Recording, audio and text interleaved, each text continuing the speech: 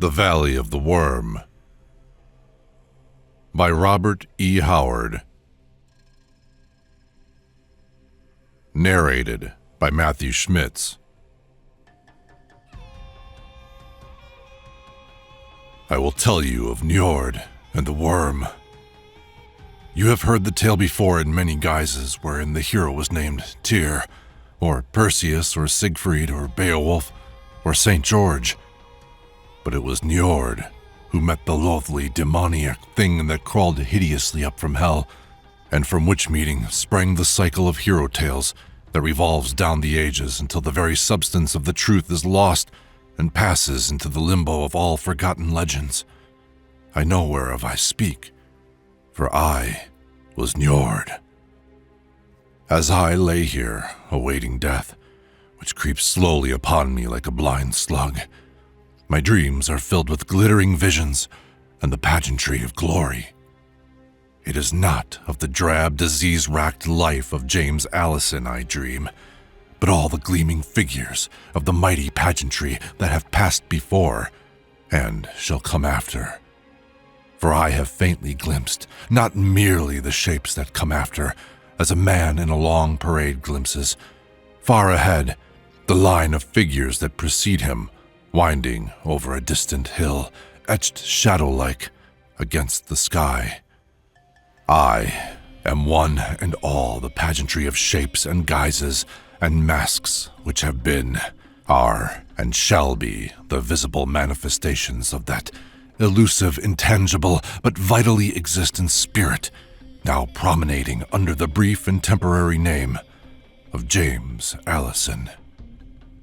Each man on earth, each woman, is part and all of a similar caravan of shapes and beings, but they cannot remember.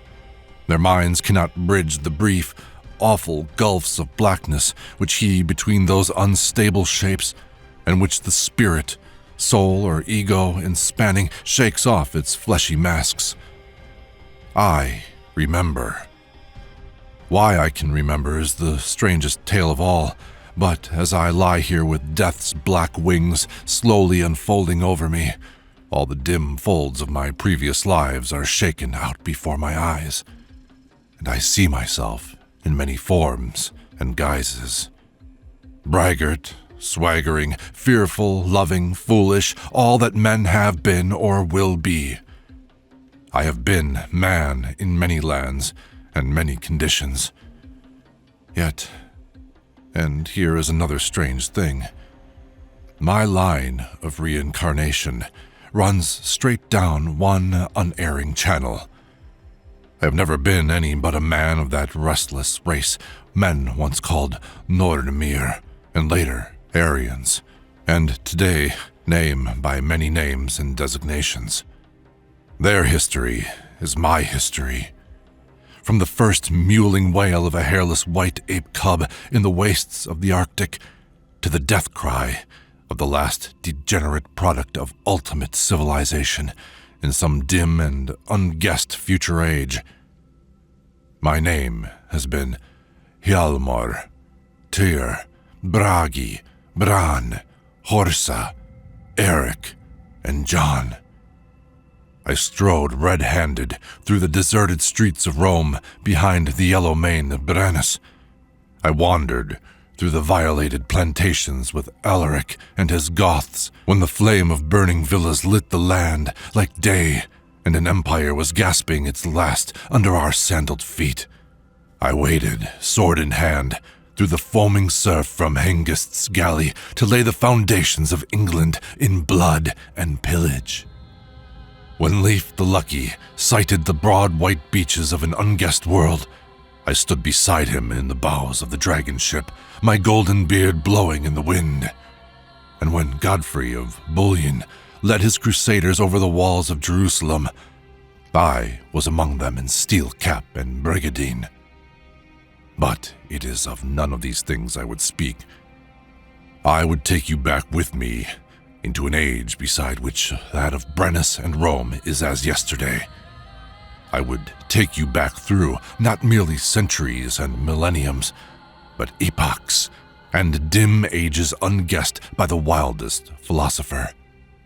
Oh, far, far and far will you fare into the nighted past before you win beyond the boundaries of my race, blue-eyed, yellow-haired wanderers, slayers, lovers, mighty in rapine and wayfaring. It is the adventure of Njord Wormsbane of which I would speak, the root stem of a whole cycle of hero tales which has not yet reached its end. The grisly, underlying reality that lurks behind time-distorted myths of dragons, fiends, and monsters. Yet it is not alone with the mouth of Njord that I will speak. I am James Allison, no less than I was Njord. And as I unfold the tale, I will interpret some of his thoughts and dreams and deeds from the mouth of the modern I, so that the saga of Njord shall not be a meaningless chaos to you. His blood is your blood, who are sons of Aryan. But wide misty gulfs of aeons lie horrifically between, and the deeds and dreams of Njord seem as alien to your deeds and dreams as the primordial and lion-haunted forest seems alien to the white-walled city street. It was a strange world in which Njord lived and loved and fought so long ago that even my aeon-spanning memory cannot recognize landmarks. Since then, the surface of the earth has changed, not once but a score of times. Continents have risen and sunk, seas have changed their beds and rivers their courses, glaciers have waxed and waned, and the very stars and constellations have altered and shifted. It was so long ago that the cradle land of my race was still in Nordheim. But the epic drifts of my people had already begun, and blue-eyed, yellow-maned tribes flowed eastward and southward and westward on century-long treks that carried them around the world and left their bones and their traces in strange lands and wild waste places. On one of these drifts, I grew from infancy to manhood. My knowledge of that northern homeland was dim memories, like half-remembered dreams, of blinding white snow plains and ice fields, of great fires roaring in the circle of hide tents, of yellow manes flying in great winds, and a sun setting in a lurid wallow of crimson clouds, blazing on trampled snow where still dark forms lay in pools that were redder than the sunset. That last memory stands out clearer than the others. It was the field of Jotunheim, I was told in later years, whereon had just been fought that terrible battle, which was the Armageddon of the Aesir folk, the subject of a cycle of hero songs for long ages, and which still lives today in dim dreams of Ragnarok and Götterdämmerung. I looked on that battle as a mewling infant, so I must have lived about, but I will not name the age, for I would be called a madman, and historians and geologists alike would rise to refute me. But my memories of Nordheim were few and dim, paled by memories of that long, long trek upon which I had spent my life. We had not kept to a straight course, but our trend had been forever southward. Sometimes we had bided for a while in fertile upland valleys or rich river-traversed plains, but always we took up the trail again, and not always because of drought or famine. Often we left countries teeming with game and wild grain to push into wastelands. On our trail, we moved endlessly, driven only by our restless whim, yet blindly following a cosmic law, the workings of which we never guessed, any more than the wild geese guess in their flights around the world. So at last we came into the country of the worm. I will take up the tale at the time when we came into jungle-clad hills reeking with rot and teeming with spawning life, where the tom-toms of a savage people pulsed incessantly through the hot, breathless night. These people came forth to dispute our way. Short, strongly built men, black-haired, painted, ferocious, but indisputably white men. We knew their breed of old. They were Picts, and of all alien races, the fiercest. We had met their kind before in thick forests and in upland valleys beside mountain lakes, but many moons had passed since those meetings. I believe this particular tribe represented the easternmost drift of the race. They were the most primitive and ferocious of any I ever met.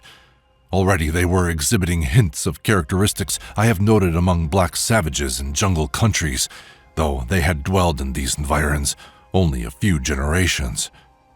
The abysmal jungle was engulfing them, was obliterating their pristine characteristics and shaping them in its own horrific mold. They were drifting into headhunting, and cannibalism was but a step which I believe they must have taken before they became extinct. These things are natural adjuncts to the jungle.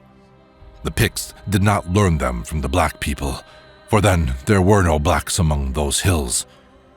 In later years, they came up from the south, and the Picts first enslaved and then were absorbed by them. But with that, my saga of Njord is not concerned. We came into that brutish hill country with its squalling abysms of savagery and black primitiveness. We were a whole tribe marching on foot, old men wolfish with their long beards and gaunt limbs, giant warriors in their prime, naked children running along the line of march, women with tousled yellow locks carrying babies which never cried unless it were to scream from pure rage. I do not remember our numbers, except that there were some 500 fighting men, and by fighting men, I mean all males, from the child just strong enough to lift a bow to the oldest of the old men. In that madly ferocious age, all were fighters. Our women fought when brought to bay, like tigresses, and I have seen a babe, not yet old enough to stammer articulate words, twist its head and sink its tiny teeth in the foot that stamped out its life. Oh, we were fighters. Let me speak of Njord. I am proud of him, the more when I consider the paltry, crippled body of James Allison, the unstable mask I now wear. Njord was tall, with great shoulders, lean hips, and mighty limbs. His muscles were long and swelling, denoting endurance and speed, as well as strength. He could run all day without tiring, and he possessed a coordination that made his movements a blur of blinding speed. If I told you his full strength, you would brand me a liar. But there is no man on earth today strong enough to bend the bow Njord handled with ease. The longest arrow flight on record is that of a Turkish archer who sent a shaft 482 yards. There was not a stripling in my tribe who could not have bettered that flight. As we entered the jungle country, we heard the tom-toms booming across the mysterious valleys that slumbered beneath the brutish hills, and in a broad open plateau, we met our enemies. I do not believe these Picts knew us, even by legends, or they had never rushed so openly to the onset, though they outnumbered us. But there was no attempt at ambush. They swarmed out of the trees, dancing and singing their war songs, yelling their barbarous threats. Our heads should hang in their idle hut, and our yellow-haired women should bear their sons. By Ymir! It was Njord who laughed then, not James Allison. Just so, we of the Aesir laughed to hear their threats. Deep, thunderous laughter from broad and mighty chests. Our trail was laid in blood and embers through many lands. We were the slayers and ravishers, striding sword in hand across the world, and that these folk threatened us woke our rugged humor. We went to meet them, naked but for our wolf hides, swinging our bronze swords, and our singing was like rolling thunder in the hills. They sent their arrows among us, and we gave back their fire. They could not match us in archery. Our arrows hissed in blinding clouds among them, dropping them like autumn leaves until they howled and frothed like mad dogs and changed to hand grips. And we, mad with the fighting joy, dropped our bows, and ran to meet them, as a lover runs to his love. By Ymir, it was a battle to madden and make drunken with the slaughter and the fury. The Picts were as ferocious as we, but ours was the superior physique, the keener wit, the more highly developed fighting brain. We won because we were a superior race, but it was no easy victory. Corpses littered the blood-soaked earth, but at last they broke, and we cut them down as they ran to the very edge of the trees. I tell of that fight in a few bald words. I cannot paint the madness, the reek of sweat and blood, the panting, muscle-straining effort, the splintering of bones under mighty blows, the rendering and hewing of quivering, sentient flesh. Above all, the merciless, abysmal savagery of the whole affair, in which there was neither rule nor order, each fighting man as he would or could. If I might do so, you would recoil in horror. Even the modern eye, cognizant of my close kinship with those times, stand aghast as I review that butchery. Mercy was yet unborn, save as some individual's whim, and rules of warfare were as yet undreamed of. It was an age in which each tribe and each human fought tooth and fang from birth to death, and neither gave nor expected mercy. So, we cut down the fleeing Picts, and our women came out on the field to brain the wounded enemies with stones or cut their throats with copper knives. We did not torture. We were no more cruel than life demanded. The rule of life was ruthlessness, but there is more wanton cruelty today than ever we dreamed of. It was not wanton bloodthirstiness that made us butcher wounded and captive foes. It was because we knew our chances of survival increased with each enemy slain. Yet, there was occasionally a touch of individual mercy, and so it was in this fight. I had been occupied with a duel with an especially valiant enemy. His tousled thatch of black hair scarcely came above my chin, but he was a solid knot of steel spring muscles, than which lightning scarcely moved faster. He had an iron sword and a hide-covered buckler. I had a knotty-headed bludgeon. That fight was one that glutted even my battle-lusting soul. I was bleeding from a score of flesh wounds before one of my terrible, lashing strokes smashed his shield like cardboard, and an instant later, my bludgeon glanced from his unprotected head. Ymir. Even now, I stopped to laugh and marvel at the hardness of that Pict skull. Men of that age were assuredly built on a rugged plan. That blow should have splintered his brains like water. It did lay his scalp open horribly, dashing him senseless to the earth where I let him lie, supposing him to be dead, as I joined in the slaughter of the fleeing warriors. When I returned, reeking with sweat and blood, my club horridly clotted with blood and brains, I noticed that my antagonist was regaining consciousness, and that a naked, tussle-headed girl was preparing to give him the finishing touch with a stone she could scarcely lift. A vagrant whim caused me to check the blow. I had enjoyed the fight, and I admired the adamantine quality of his skull. We made camp a short distance away, burned our dead on a great pyre, and after looting the corpses of the enemy, we dragged them across the plateau and cast them down in a valley to make a feast for the hyenas, jackals, and vultures, which were already gathering. We kept close watch that night, but we were not attacked. Though far away through the jungle, we could make out the red gleam of fires and could faintly hear, when the wind veered, the throb of tom-toms and demoniac screams and yells. Keenings for the slain were mere animal squallings of fury. Nor did they attack us in the days that followed. We bandaged our captive's wounds and quickly learned his primitive tongue, which, however, was so different from ours that I cannot conceive of the two languages having ever had a common source. His name was Grom, and he was a great hunter and fighter, he boasted.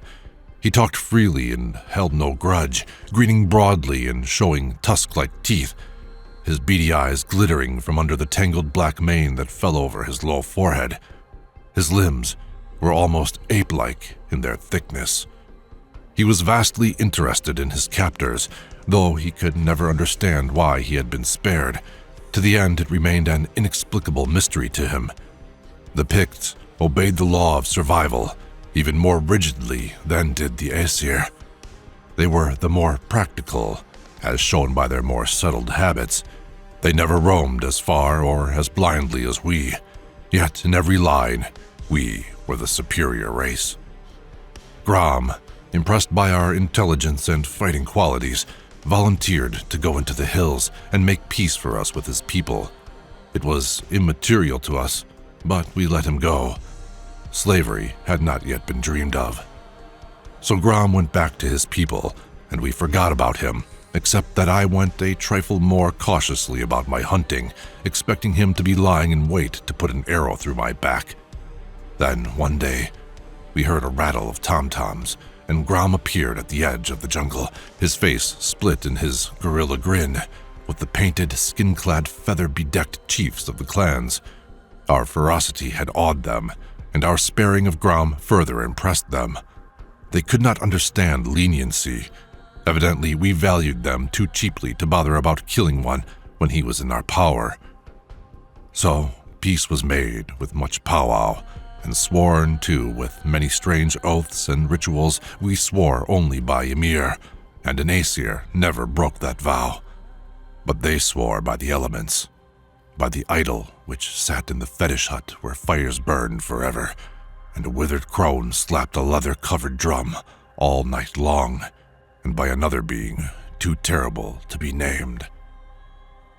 Then we all sat around the fires and gnawed meat bones and drank a fiery concoction they brewed from wild grain, and the wonder is that the feast did not end in a general massacre, for that liquor had devils in it and made maggots writhe in our brains. But no harm came of our vast drunkenness, and thereafter we dwelled at peace with our barbarous neighbors. They taught us many things and learned many more from us. But they taught us iron workings, into which they had been forced by the lack of copper in those hills, and we quickly excelled them.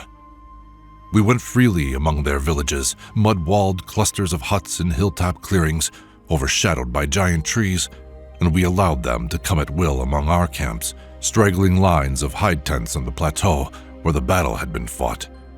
Our young men cared not for their squat, beady-eyed women, and our rangy, clean-limbed girls with their tousled yellow heads were not drawn to the hairy-breasted savages. Familiarity over a period of years would have reduced the repulsion on either side until the two races would have flowed together to form one hybrid people, but long before that time, the Aesir rose and departed, vanishing into the mysterious hazes of the haunted south. But before that exodus, there came to pass the horror of the worm. I hunted with Grom, and he led me into the brooding, uninhabited valleys and up into silence-haunted hills where no man had set foot before us. But there was one valley, off in the mazes of the southwest, into which he would not go. Stumps of shattered columns, relics of a forgotten civilization, stood among the trees on the valley floor. Grom showed them to me as we stood on the cliffs that flanked the mysterious vale, but he would not go down into it, and he dissuaded me when I would have gone alone. He would not speak plainly of the danger that lurked there, but it was greater than that of serpent or tiger, or the trumpeting elephants which occasionally wandered up in devastating droves from the south. Of all the beasts, Grom told me in the gutturals of his tongue, the Picts feared only Sata, the great snake, and they shunned the jungle where he lived. But there was another thing they feared, and it was connected in some manner with the Valley of Broken Stones, as the Picts called the crumbling pillars.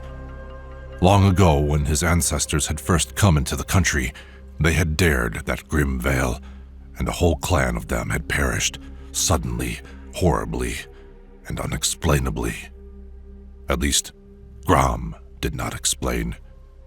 The horror had come up out of the earth somehow, and it was not good to talk of it, since it was believed that it might be summoned by speaking of it, whatever it was. But Grom was ready to hunt with me anywhere else, for he was the greatest hunter among the Picts, and many and fearful were our adventures. Once I killed, with the iron sword that I had forged with my own hands, that most terrible of all beasts, old Saber-tooth, which men today call a tiger, because he was more like a tiger than anything else. In reality, he was almost as much like a bear in build, save for his unmistakably feline head. Saber-tooth was massive-limbed, with a low-hung, great, heavy body, and he vanished from the earth because he was too terrible a fighter, even for that grim age. As his muscles and ferocity grew, his brain dwindled until at last even the instinct of self-preservation vanished. Nature, who maintains her balance in such things, destroyed him because, had his super-fighting powers had been allied with an intelligent brain, he would have destroyed all other forms of life on Earth.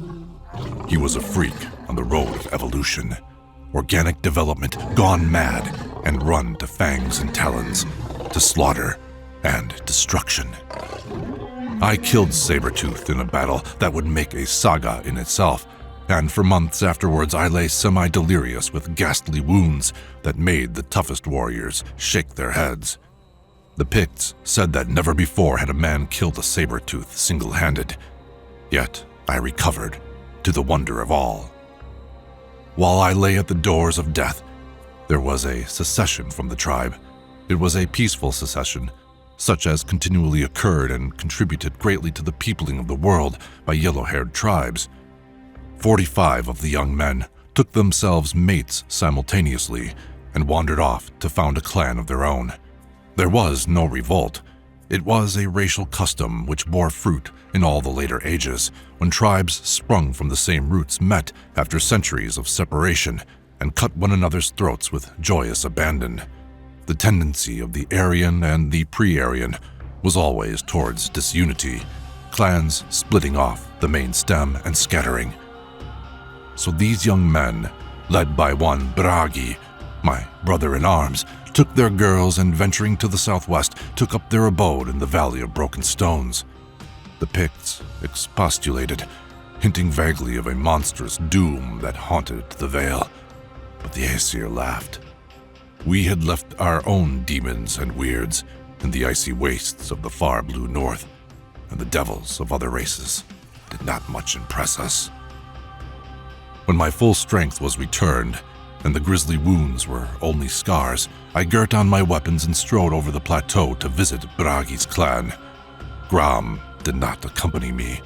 He had not been in the Aesir camp for several days, but I knew the way.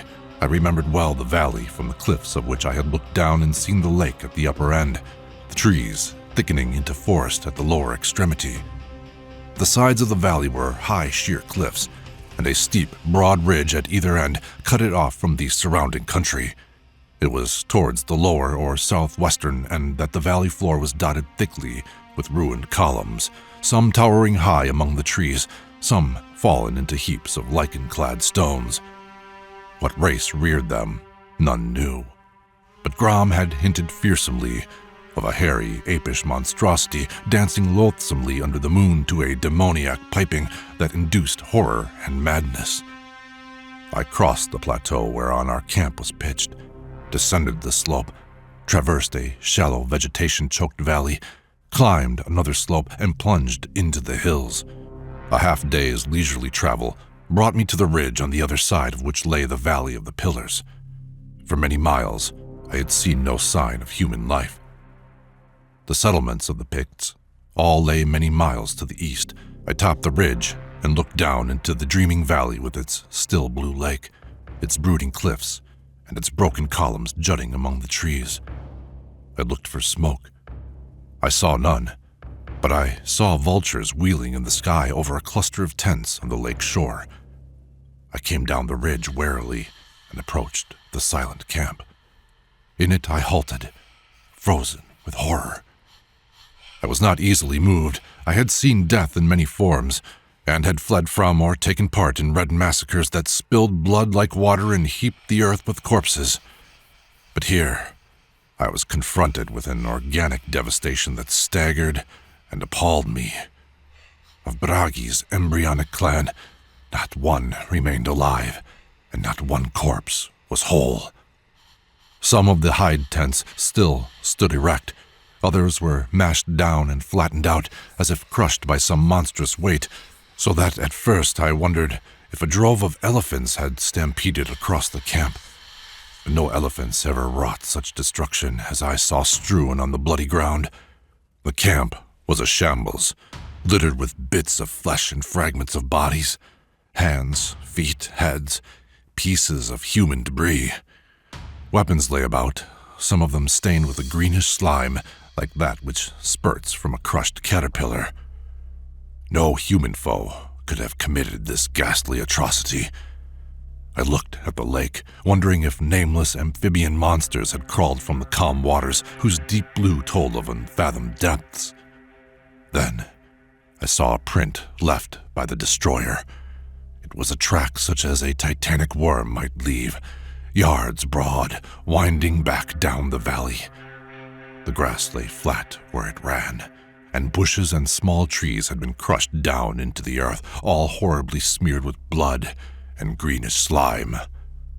With berserk fury in my soul, I drew my sword and I started to follow it, when a call attracted me.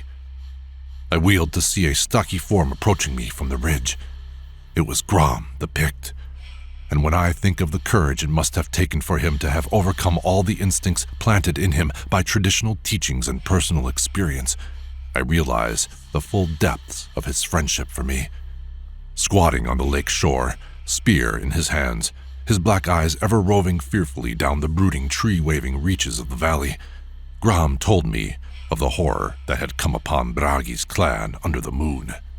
But first, he told me of it as his sires had told the tale to him. Long ago, the Picts had drifted down from the northwest on a long trek, finally reaching these jungle-covered hills, where, because they were weary and because the game and fruit were plentiful and there were no hostile tribes, they halted and built their mud-walled villages. Some of them, a whole clan of that numerous tribe, took up their abode in the Valley of the Broken Stones.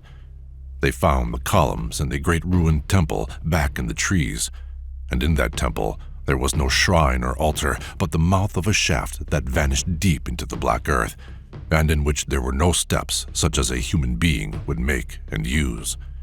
They built their village in the valley, and in the night, under the moon, horror came upon them, and left only broken walls and bits of slime-smeared flesh.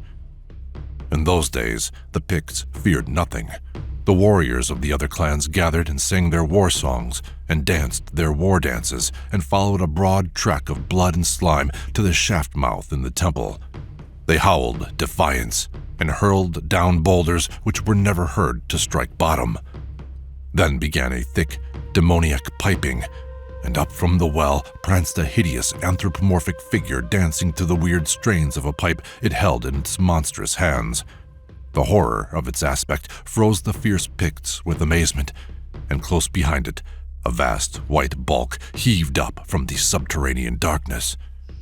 Out of the shaft came a slavering, mad nightmare, which arrows pierced but could not check, which swords carved but could not slay.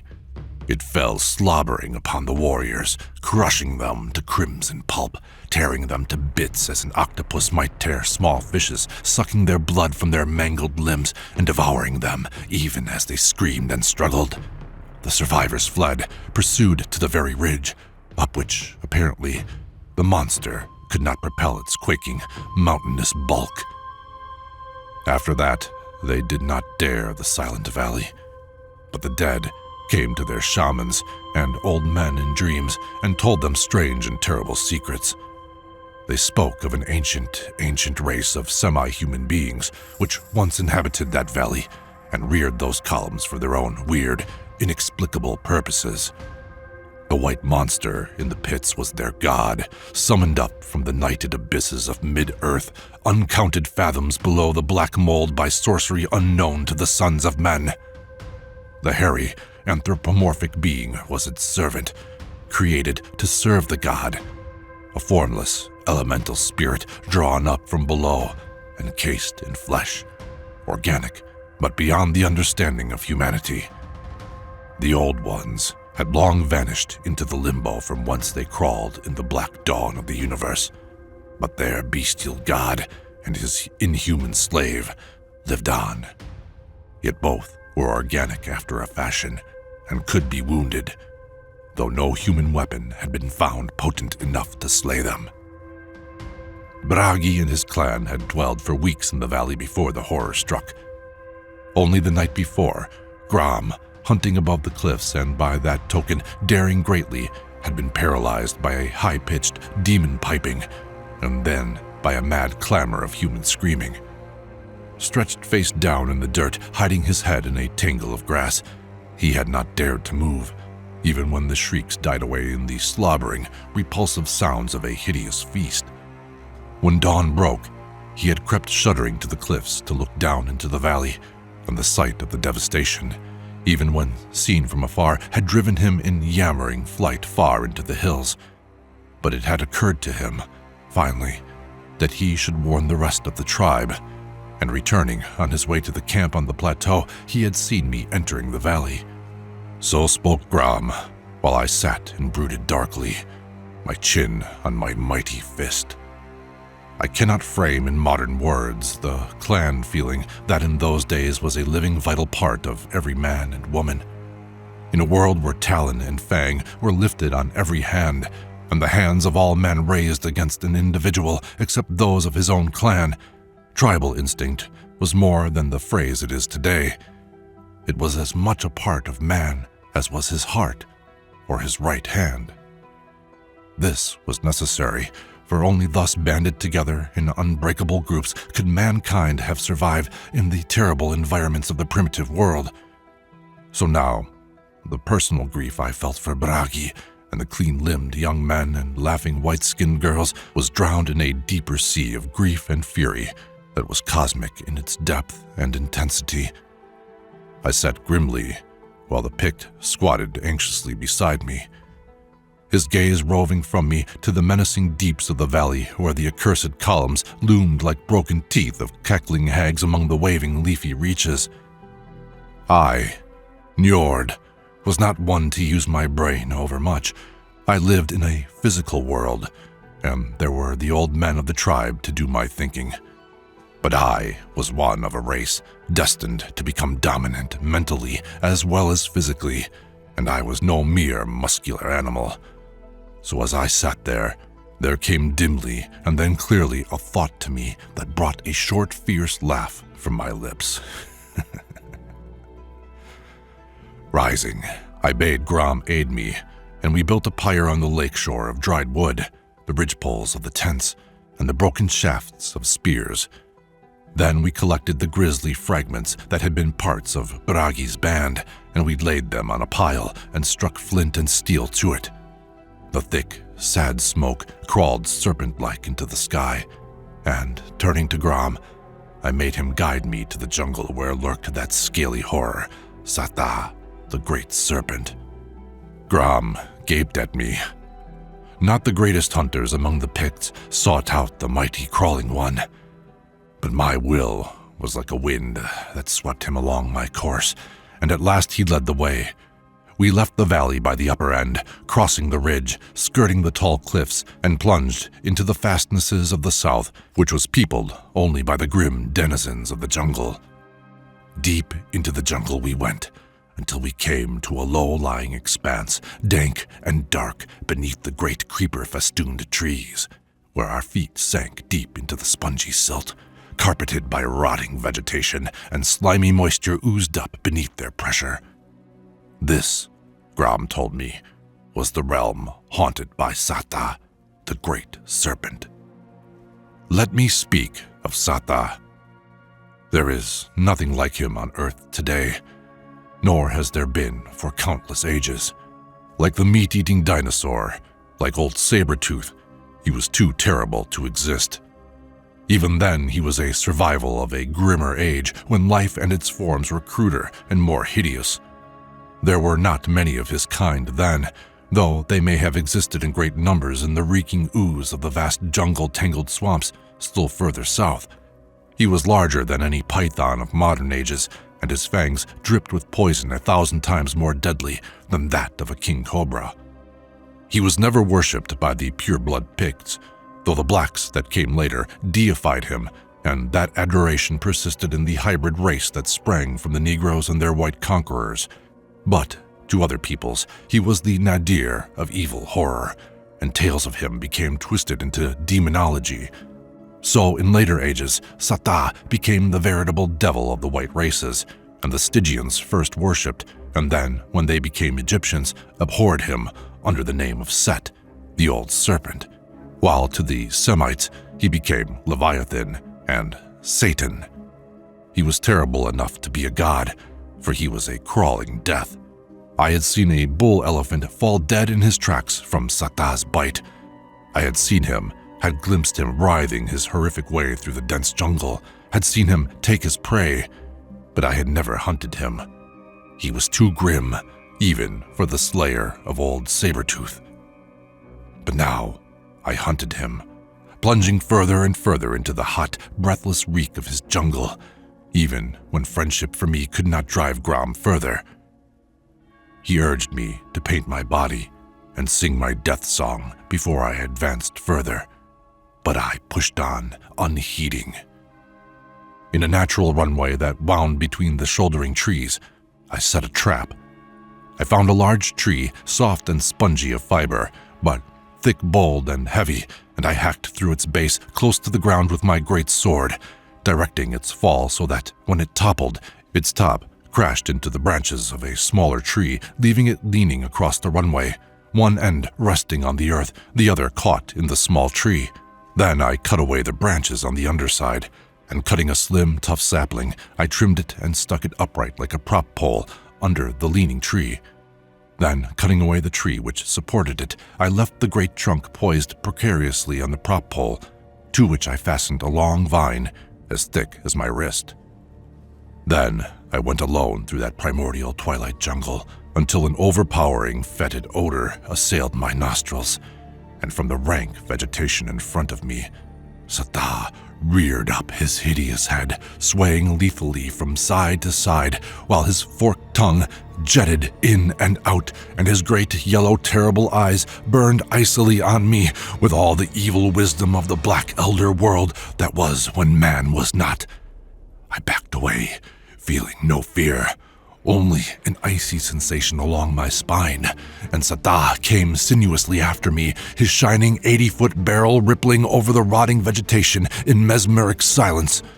His wedge-shaped head was bigger than the head of the hugest stallion, his trunk was thicker than a man's body, and his scales shimmered with 1,000 changing scintillations. I was to Sata as a mouse is to a king cobra, but I was fanged as no mouse ever was. Quick as I was, I knew I could not avoid the lightning stroke of that great triangular head, so I dared not let him come too close. Subtly, I fled down the runway, and behind me the rush of the great supple body was like the sweep of wind through the grass. He was not far behind me when I raced beneath the deadfall, and as the great shining length glided under the trap, I gripped the vine with both hands and jerked desperately. With a crash, the great trunk fell across Sata's scaly back, some 6 feet back of his wedge-shaped head. I had hoped to break his spine, but I do not think it did, for the great body coiled and knotted. The mighty tail lashed and thrashed, mowing down the bushes as if with a giant flail. At the instant of the fall, the huge head had whipped about and struck the tree with a terrific impact, the mighty fangs shearing through bark and wood like scimitars. Now, as if aware he fought an inanimate foe, Sata turned on me, standing out of his reach. The scaly neck writhed and arched, the mighty jaws gaped, disclosing fangs a foot in length from which dripped venom that might have burned through solid stone. I believe, what of his stupendous strength, that Sata would have writhed from under the trunk, but for a broken branch that had been driven deep into his side, holding him like a barb. The sound of his hissing filled the jungle, and his eyes glared at me with such concentrated evil that I shook despite myself. Oh, he knew it was I who had trapped him. Now, I came close as I dared, and with a sudden powerful cast of my spear, transfixed his neck just below the gaping jaws, nailing him to the tree trunk. Then I dared greatly, for he was far from dead, and I knew he would in an instant tear the spear from the wood and be free to strike. But in that instant I ran in, and swinging my sword with all my great power, I hewed off his terrible head. The heavings and contortions of Sata's prisoned form in life were naught to the convulsions of his headless length in death. I retreated, dragging the gigantic head after me with a crooked pole, and, at a safe distance from the lashing, flying tail, I set to work.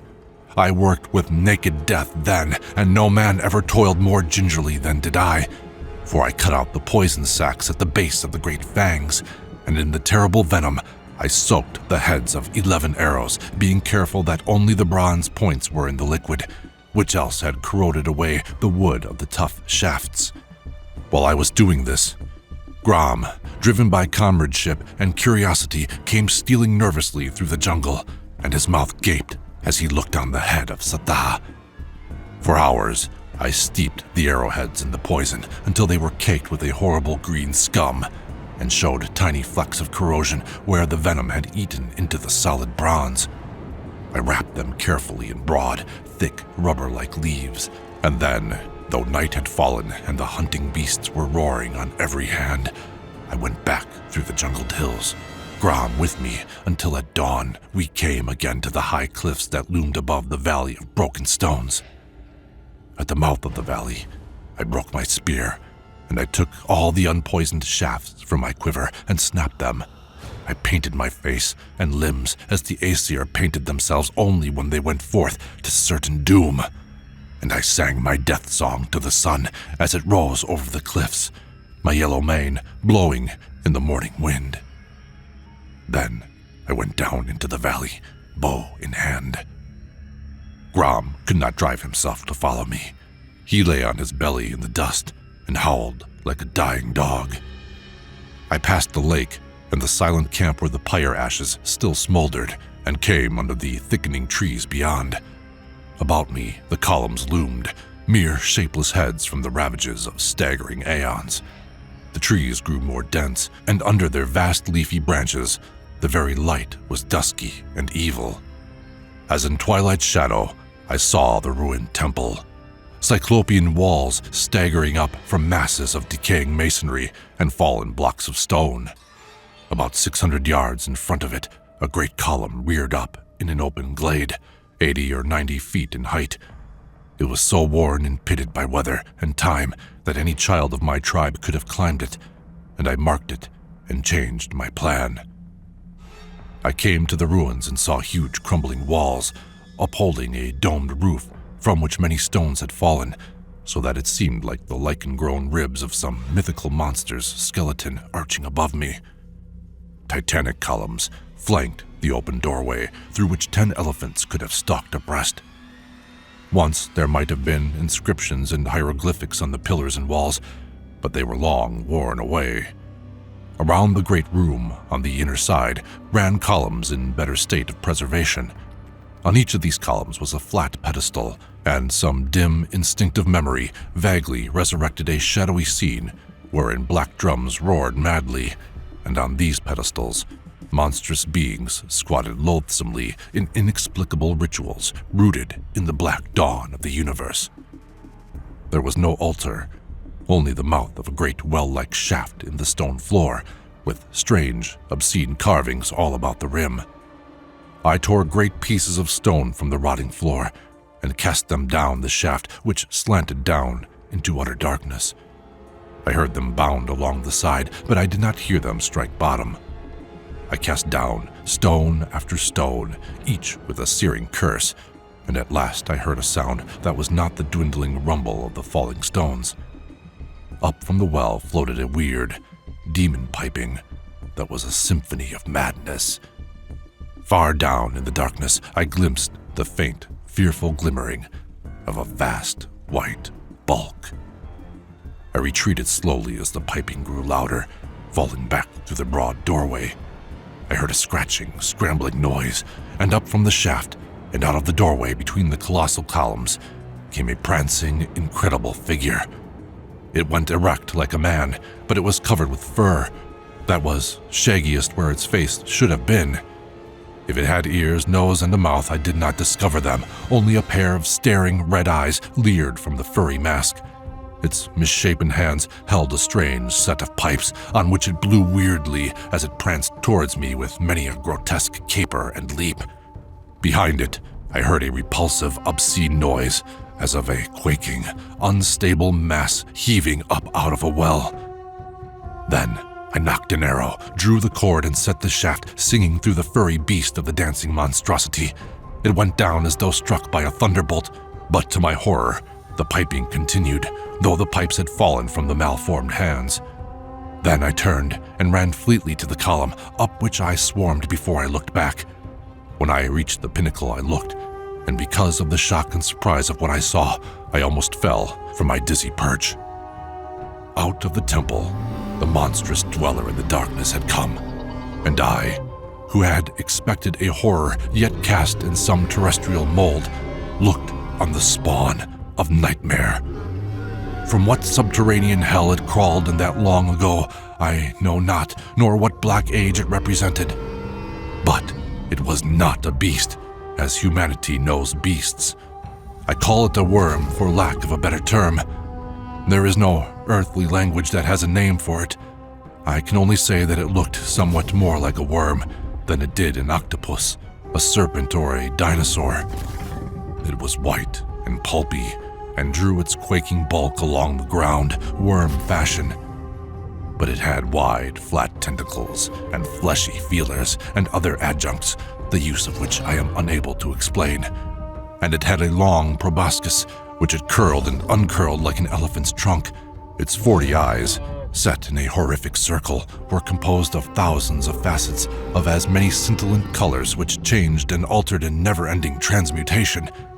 But through all interplay of hue and glint, they retained their evil intelligence. Intelligence there was behind those flickering facets, not human nor bestial, but a night-born, demoniac intelligence such as men in dreams vaguely sense throbbing titanically in the black gulfs outside our material universe. In size, the monster was mountainous. Its bulk would have dwarfed a mastodon. But even as I shook with the cosmic horror of the thing, I drew a feathered shaft to my ear and arched it, singing on its way. Grass and bushes were crushed flat as the monster came towards me like a moving mountain, and shaft after shaft I sent with terrific force and deadly precision. I could not miss so huge a target. The arrows sank to the feathers, or clear out of sight in the unstable bulk, each bearing enough poison to have stricken dead a bull elephant. Yet on it came, swiftly, appallingly, apparently heedless of both the shafts and the venom in which they were steeped. And all the time, the hideous music played, a maddening accompaniment, whining thinly from the pipes that lay untouched on the ground. My confidence faded. Even the poison of Sata was futile against this uncanny being. I drove my last shaft, almost straight downward into the quaking white mountain. So close was the monster under my perch. Then suddenly, its color altered. A wave of ghastly blue surged over it, and the vast bulk heaved in earthquake-like convulsions. With a terrible plunge, it struck the lower part of the column, which crashed to falling shards of stone. But even with the impact, I leaped far out and fell through the empty air, full upon the monster's back. The spongy skin yielded and gave beneath my feet, and I drove my sword hilt deep, dragging it through the pulpy flesh, ripping a horrible, yard-long wound from which oozed a green slime. Then, a flip of a cable-like tentacle flicked me from the Titan's back and spun me 300 feet through the air to crash among a cluster of giant trees. The impact must have splintered half the bones in my frame, for when I sought to grasp my sword again and crawl anew to the combat, I could not move hand or foot, could only writhe helplessly with my broken back. But I could see the monster, and I knew that I had won, even in defeat. The mountainous bulk was heaving and billowing, the tentacles were lashing madly, the antennae writhing and knotting, and the nauseous whiteness had changed to a pale and grisly green. It turned ponderously and lurched back towards the temple, rolling like a crippled ship in a heavy swell. Trees crashed and splintered as it lumbered against them. I wept with pure fury because I could not catch up my sword and rush in to die, glutting my berserk madness in mighty strokes. But the worm god was death-stricken and needed not my futile sword. The demon pipes on the ground kept up their infernal tune, and it was like the fiend's death dirge. Then, as the monster veered and floundered, I saw it catch up the corpse of its hairy slave. For an instant, the apish form dangled in midair, gripped round by the trunk-like proboscis, then was dashed against the temple wall with a force that reduced the hairy body to a mere shapeless pulp. At that, the pipes screamed out horribly and fell silent forever. The titan staggered on the brink of the shaft. Then another change came over it, a frightful transfiguration, the nature of which I cannot yet describe. Even now, when I try to think of it clearly, I am only chaotically conscious of a blasphemous, unnatural transmutation of form and substance, shocking and indescribable. Then the strangely altered bulk tumbled into the shaft to roll down into the ultimate darkness from whence it came, and I knew that it was dead. And as it vanished into the well with a rending, grinding groan, the ruined walls quivered from dome to base.